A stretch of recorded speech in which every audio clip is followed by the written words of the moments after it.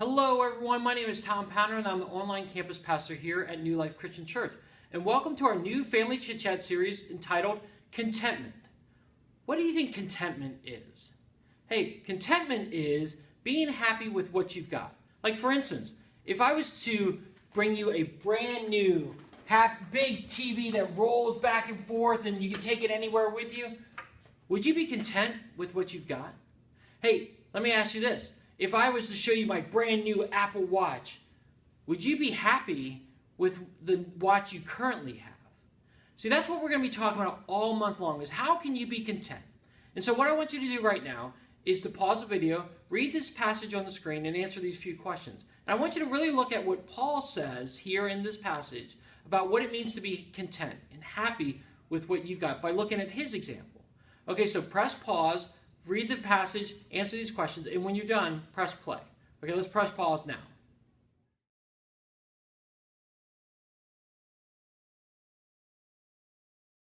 All right, what did you think of that passage? Did you have a good discussion with your friends and your family?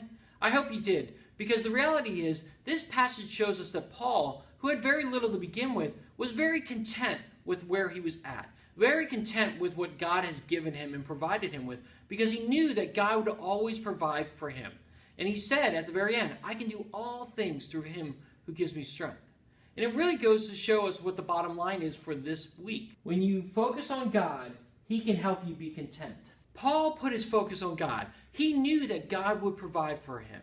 And he knew that he would never be without with God by his side. And so he put his focus on God all the time.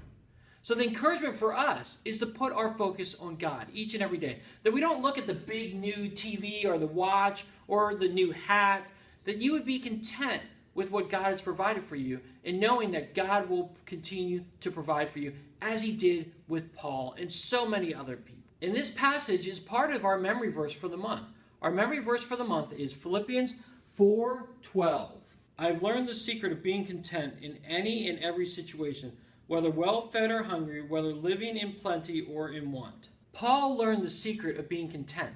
It was to put his focus on God and ask him to provide for him. And God, again, never fails. God is faithful. And God will provide whether you have a lot or a little.